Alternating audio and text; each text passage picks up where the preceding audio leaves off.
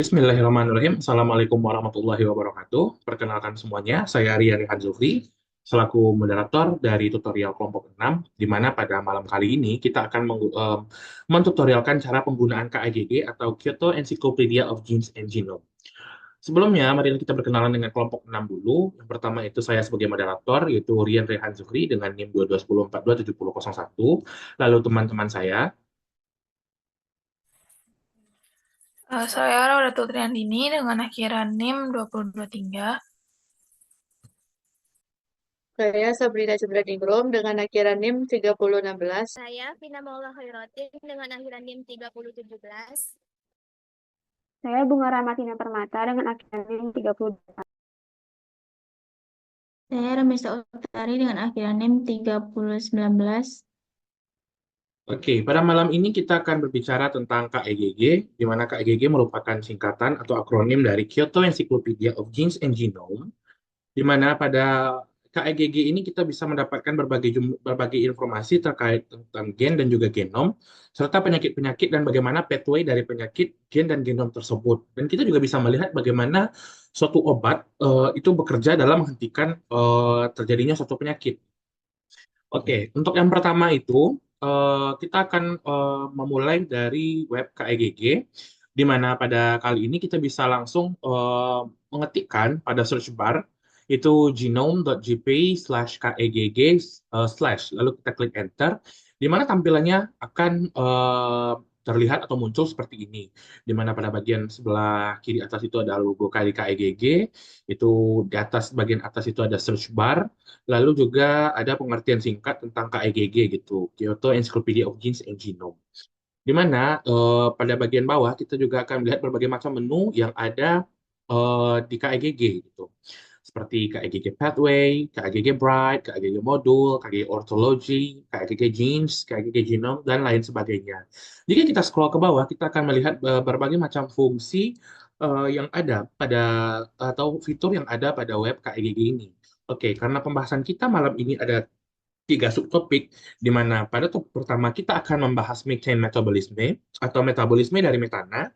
Untuk disease kita juga akan membahas tentang colorectal cancer atau kanker usus besar. Dan yang ketiga itu kita akan membahas bagaimana drugs atau obat bekerja, di mana drugs target itu adalah zanamivir gitu. Nah, untuk bagian pertama saya akan menjelaskan bagaimana pathway dari KEGG ini bekerja.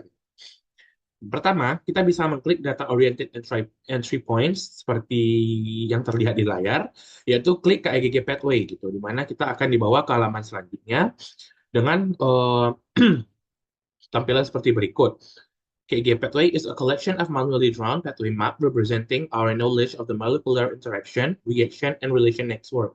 Di mana di KGG Pathway ini kita bisa melihat atau mendapatkan informasi tentang bagaimana suatu peta perjalanan dari metabolisme, genetic information processing gitu di halaman ini gitu. Karena kita akan membahas tentang metabolisme metana, maka kita bisa langsung klik poin pertama yaitu metabolism, di mana di metabolism kita bisa melihat akan terdapat berbagai macam pilihan yaitu seperti metabolic pathway, biosynthesis. Nah, di sini kita akan mencari bagaimana methane itu di metabolisme di dalam tubuh gitu. Pada poin 1.2 seperti itu energy metabolism pada kode 00680M, di sini terdapat methane metabolism, di mana kita langsung klik saja methane metabolism, lalu kita akan dibawa menuju laman yang berisikan tentang pathway-pathway yang ada dalam metabolisme metana, di mana metana ini dimulai dari metana, seperti kita tahu NH3, lalu melalui reaksi 1 dan reaksi 2 akan mengubah metana menjadi metanol. Gitu. Di mana pada pada metabolisme metana ini ada terdapat dua modul, di mana modul pertama itu adalah energy metabolism, mencakup itu methane metabolism, di mana methane metabolism ini juga didasarkan pada beberapa pathway seperti metanogenesis, coenzyme M biosynthesis, 2-oxocarboxylate acid chain extension, methane oxidation, metanotrop, dan juga formaldehyde assimilation serine pathway, ribulose monophosphate pathway, cellulose monophosphate pathway, dan juga F420 biosynthesis archive. Dan juga ada metanofuran biosynthesis serta acetyl-CoA pathway, di mana kita tahu bahwa acetyl-CoA ini merupakan salah satu zat yang paling berpengaruh atau paling bekerja dalam metabolisme secara keseluruhan. Selain dari methane metabolism, kita juga bisa melihat amino acid metabolism, di mana metabolisme asam amino yang di metabolismika di sini adalah serin dan threonine, yang terdiri dari serin biosynthesis gitu. Ketika kita mengklik atau mencentang kotak yang ada di belakang, di depan nama atau kode dari metabolisme, layar akan menunjukkan perubahan warna, di mana warna yang berubah tersebut merupakan satu pathway. Contohnya pada M00567 metanogenesis gitu, ini pathway-nya dari reaksi 2841 itu mengubah CoMSSCOB itu menjadi coenzim B, di mana coenzim B ini berdasarkan reaksi 7214 itu akan berubah menjadi coenzim M, atau coenzim B ketika mendapatkan reaksi 2841 akan berubah menjadi CoMSSCOB, atau akan berubah menjadi metana, di mana setengah dirubah menjadi CoMSSCOB dan juga setengah akan dirubah menjadi metana. Nah, pada pathway tersebut kita bisa mengklik salah satu reaksi. Contohnya pada ini kan, kita akan melihat bagaimana coenzim B ini diubah menjadi metan dan SSCOB melalui reaksi 2.8.4.1.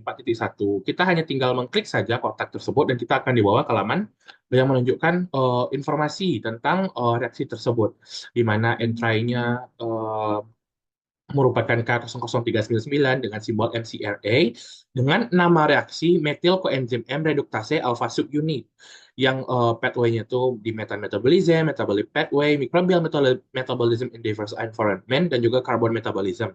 Alias, reaksi ini bisa kita temukan dalam 4 metabolisme ini gitu.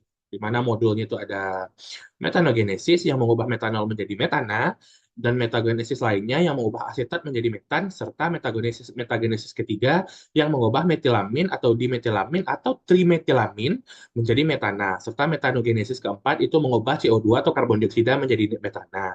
Di mana reaksinya itu adalah sebagai berikut: metil tio etanesulfonat N7 tio heptanoid 130 itu merubah menjadi fosfotrionin S2 sulfotil tiotransferase gitu. Dengan bright sebagai berikut seperti KEGG ortologinya, metabolism, energi metabolism, enzim yang bekerja itu ada transferase, transferring sulfur containing groups, transferring alkyl tio groups, dan juga coenzim B sulfotil tiotransferase gitu. Untuk genes yang bekerja itu ada gen MJ0083 dan MJ0846, atau bisa rekan-rekan lihat semuanya di layar seperti pada yang telah ditunjukkan di layar. Sedangkan untuk reference-nya, kita lihat bahwa authors dari Ermler, Yu, dan Grabers pada jurnal Crystal Structure of Methyl Coenzyme M Reductase, Decay of Enzyme of Biological Methane Formation, yang diterbitkan pada tahun 1997 gitu. Nah, di sini juga ada pathway lainnya, ini juga author lainnya seperti Ambler tadi, atau juga Kahnersi, Lindenberg. Selanjutnya, ketika kita back lagi ke halaman berikutnya, kita juga akan melihat bagaimana komponen-komponen yang bekerja dalam methane metabolism, seperti ada metana, ada metanol, ada metanogenesis, ada sulfur metabolism, ada glycine and threonine metabolism, ada ribosylphosphate pathway, dan juga pentosa phosphate pathway. Itu bisa kita lihat di bagian maps yang sudah menjelaskan dan menerangkan tentang pathway-pathway yang terjadi dalam metabolism, dalam methane metabolism itu. Sehingga ketika kita ingin melihat suatu reaksi atau bagaimana reaksi dari suatu zat diubah menjadi zat lainnya, kita bisa mengklik kode yang ada, atau mengklik kotak-kotak lebih tepatnya yang ada dalam jalur-jalur pathway gitu. Nah, untuk fitur-fitur selanjutnya itu akan dijelaskan oleh rekan saya, yaitu Raudatul Triandini. Kepada Raudatul, waktu dan tempat dipersilahkan. Baik, selanjutnya saya akan menjelaskan mengenai salah satu enzim yang berhubungan dengan metabolism ini. Dapat kita cari tahu dengan mengklik salah satu kotak yang ada pada pathway ini.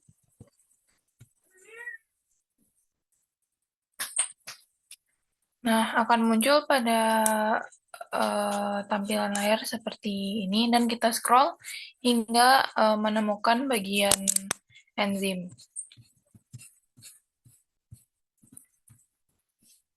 Nah, untuk enzim ini dapat kita lihat dinamakan methane monoksigenase atau methane hidroksilase dengan kelas oksidoreduktase, di mana reaction ini di mana metan ditambah NADPH plus H plus ditambah O2 sama dengan metanol ditambah NADP ditambah H2O. Dan ada penjelasan mengenai substratnya, itu ada metan, NADH, NADPH, H plus, dan O2. Untuk produk yang dihasilkan yaitu ada metanol, NAD plus, NADP plus, dan H2O. Selanjutnya itu ada gen yang terbentuk dari enzim ini, yang bentuk enzim ini yaitu ada MCA, ME2, MMEO, MMT, METL, MELL, MEP, MEUP, MBUR, dan MEAI. Dan ada gen lainnya yang dapat kita lihat pada selanjutnya itu ada beberapa reference atau jurnal yang berkaitan dengan enzim ini, di mana pada enzim ini ada terdapat 4 jurnal yang berkaitan yang ditampilkan pada informasi pada enzim ini. Selanjutnya kita akan melihat pada bagian reaction dari enzim ini. Cuma di sini akan ditampilkan rumusan reaksi dari enzim tersebut, dan di bawahnya akan ada gambaran tentang reaksi dari enzim tersebut. Dan ada beberapa informasi informasi lanjutan lainnya, di mana ada pathway yang berkaitan dengan enzim ini, di mana ada pada metan metabolism, metabolic pathway, dan microbial metabolism in diverse environment, carbon metabolism, dan ada degradation of aromatic compounds. Berikut ada juga dijelaskan bagian beritanya, dan ada keterangan ortologi. Baik, sekian dari saya. Saya kembalikan pada moderator. Terima kasih ya. Mengenai chemical compound akan dijelaskan oleh Sabrina Chandraningrum. Baik, terima kasih kepada moderator. Selanjutnya saya akan menjelaskan mengenai chemical compound dari metode metabolism. Yaitu klik pada bagian panah bulatan ini, kita pilih 2 chemical compound. Yang pertama yang klik pada bagian metane. Selanjutnya akan muncul tampilan seperti di gambar berikut. Nah, di sini dapat dilihat bahwa formula dari kompon C01438 yaitu formulanya CH4 dengan berat masanya 16,0313 dan strukturnya itu dapat dilihat yaitu CH4. Dan dapat dilihat juga reaksinya yaitu R0142, R0143, R04541, R09339, R09518, R10204, dan berbagai pathway dari chemical compound channel 1438, serta enzim dari compound channel 1438. Selanjutnya yaitu chemical compound yang kedua, pilih salah satu dari ini, misalnya trimethylidine N-oxide.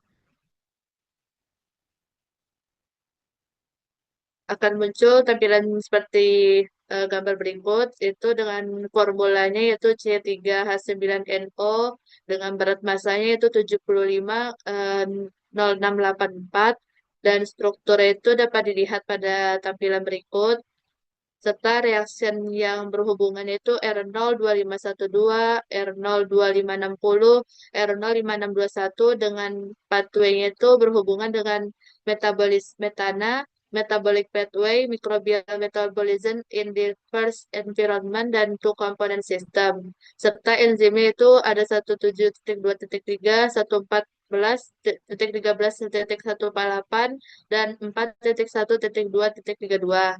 Selanjutnya saya akan menyimpulkan dari pathway methane metabolism ini itu pada pathway methane metabolism ini dapat berhubungan dengan chemical compound, terus enzim serta protein dalam metabolism methane.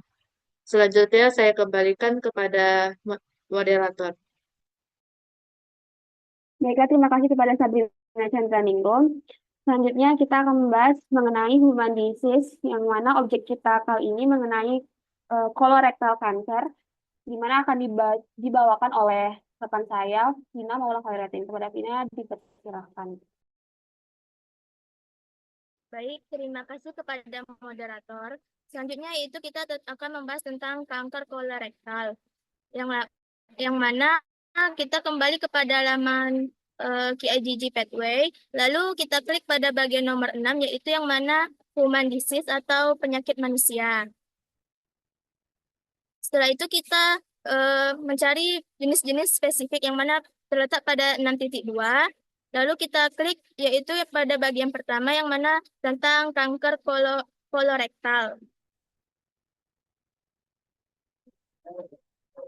Lalu disinilah kita akan menemukan yaitu network, yang mana network-nya itu terbagi menjadi 7, yang mana yaitu ada tentang sinyal EERK, lalu ada tentang PI3K, lalu ada sinyal tentang RAS lainnya, lalu ada tentang WNT, lalu ada TGFB,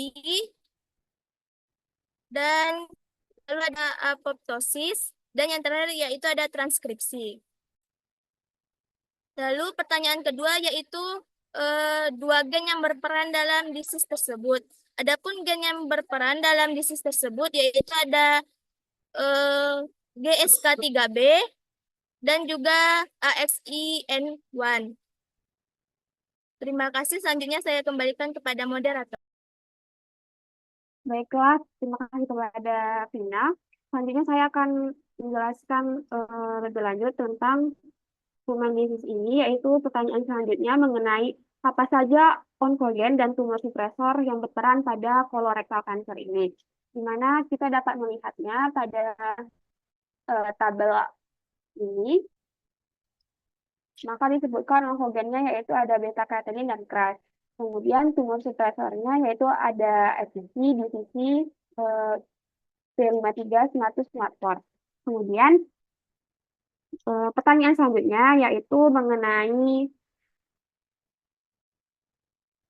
onkogen dan tumor supresor, di mana kita dapat mengklik salah satu onkogennya, yaitu kita akan mengklik yang beta-catenin ini pada kotak berwarna hijau dan tulisan berwarna merah ini. Kemudian akan dialihkan pada halaman berikut. Dapat disebutkan nomor entry dari onkogen beta-catenin ini yaitu 1499. Nama dan nomor KO-nya yaitu ada K02105, catenin beta-1. Terdapat pada manusia, dan ini merupakan pathway dari onkogen tersebut. Kemudian, adapun target obat dari onkogen ini yaitu foskenifin, di mana ini selanjutnya ada hierarki klasifikasi dari Bright. Kemudian kita juga dapat menemukan posisi dari onkogen beta-catenin ini. Nah, selanjutnya kita juga dapat mengetahui bentuk asam amino dan basa nukleotida dari beta-catenin ini. Baiklah, selanjutnya kita akan mencari lebih lanjut pada tumor supresornya, kita dapat menklik salah satu tumor suppressor yaitu yang EPI ini. Kemudian kita juga akan dialihkan pada laman berikut. Di sini juga disebutkan tentang nomor entry-nya yaitu 10297, simbol umumnya yaitu APP2, APCL. Kemudian ada juga nomor KO-nya K02685, adenomatosis politosis koliprotein. Terdapat pada Homo sapiens manusia.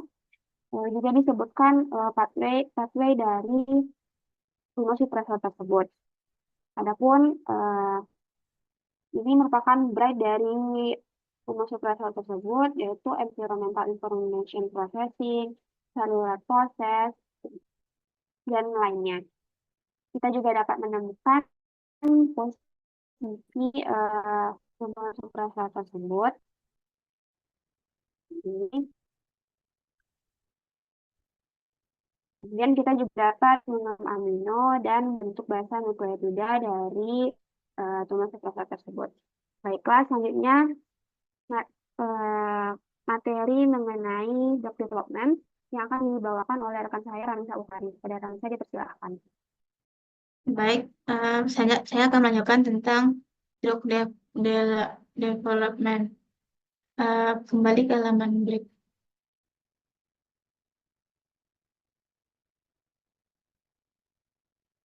Baik, di sini kita mencari drug development. Klik.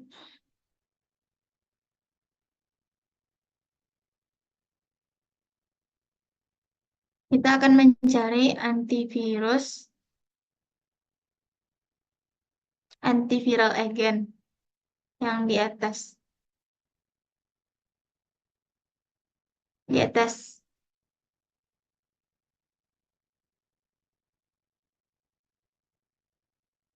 Nah, baik. Di sini kita bisa melihat antiviral agen apa saja yang terlibat. Baik, kita akan mencontohkan salah satu agen yang terlibat. Kita akan mencontohkan pada zona yang di bawah, zanamivir. Kita klik.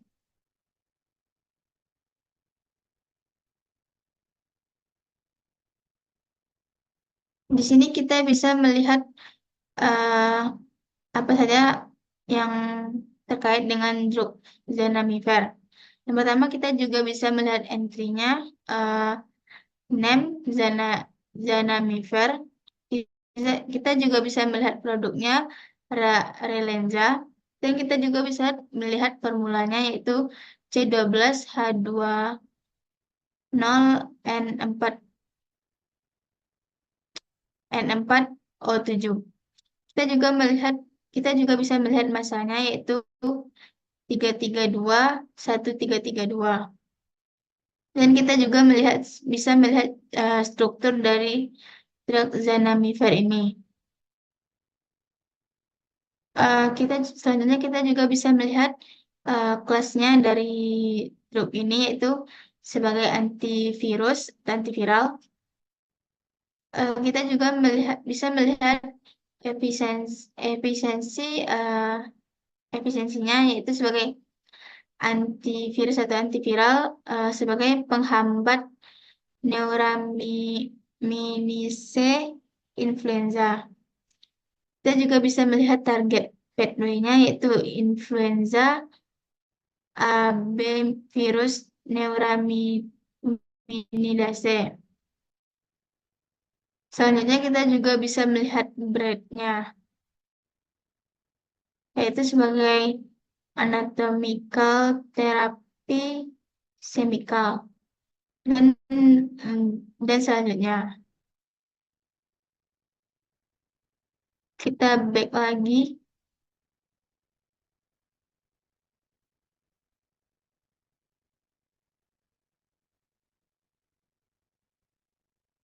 Baik. Kita juga bisa melihat contoh dari drug yang lain, drug yang lainnya. Contohnya yang selanjutnya itu yang peramivir.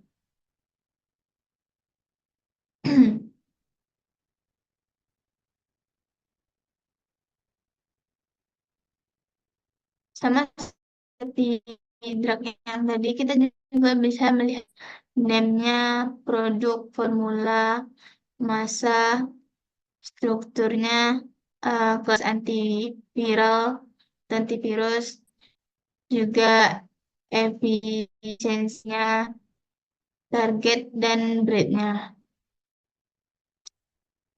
Baik, baik, saya kembali kepada moderator.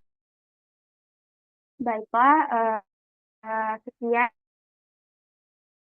penjelasan mengenai eh, metode tutorial penggunaan KEGG, di mana kami sudah menjelaskan mengenai metabolism, human disease, dan drug development.